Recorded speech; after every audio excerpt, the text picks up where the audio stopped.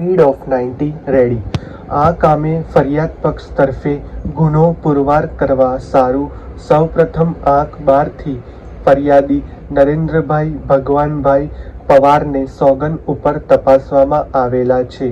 તેઓએ તેમની જુબાનીમાં જણાવેલ છે કે તારીખ 28/12/2004 ના રોજ તેઓ તેમની ઘાટલોડિયા ગામ ખાતે આવેલ દર્પણ વોશિંગ કંપની નામની દુકાનમાં રોજ સવારના સમયે દુકાન ખોલીને ધંધા ઉપર હાજર હતા.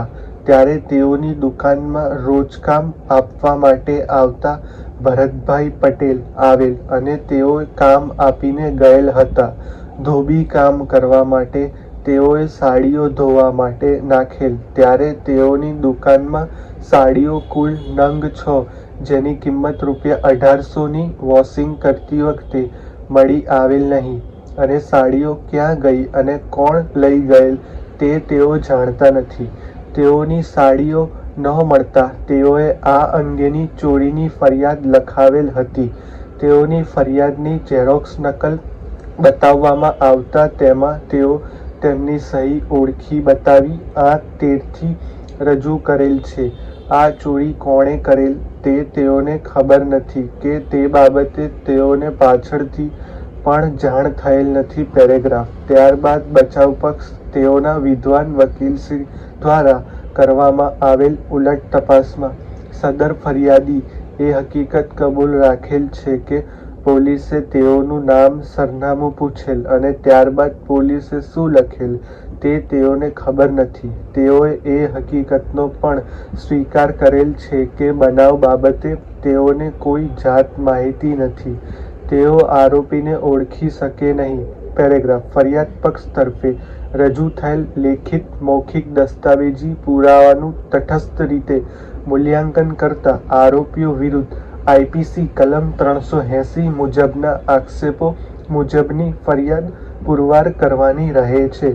જે સંબંધે આ કામે આંક 12થી ફરિયાદી નરેન્દ્રભાઈ પવારને પુરાવો વંચાણે લેતા તેઓની દુકાનમાંથી 6 નંગ સાડીઓ કિંમત ₹1800 વોશિંગ કરતી વખતે મળી આવેલ નહીં હોવાના કારણે ચોરીની ફરિયાદ લખાવેલ હતી.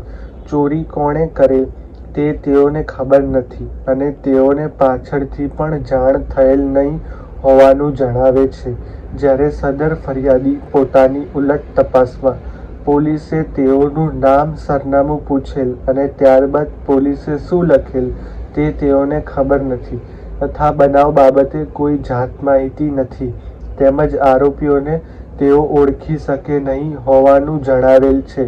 આમ ફરિયાદીની જુબાની ધ્યાનમાં લઈએ તો ફરિયાદીની દુકાનમાંથી ચોરી થયેલ હોવાનું જણાઈ આવે છે, પરંતુ આ ચોરી કોણે કરેલી તેવો કોઈ પુરાવો ફરિયાદીની જુબાની દ્વારા બહાર આવતો નથી. આમ આ તપાસવામાં આવેલ ફરિયાદીની જુબાની દ્વારા ફરિયાદ પક્ષ આ કામના આરોપી સામેનો કેસ પુરવાર કરી શકેલ નથી, જેથી ફરિયાદીની જુબાની દ્વારા ફરિયાદ પક્ષનો કેસ પુરવાર કરવા થઈ શકેલ નથી. આ કામે ફરિયાદ પક્ષે આંક 15થી મુદ્દામાલ રિકવર કર્યાનું પંચનામું તથા આંક 16થી બનાવવાળી જગ્યાનું પંચનામું રજૂ કરેલ છે.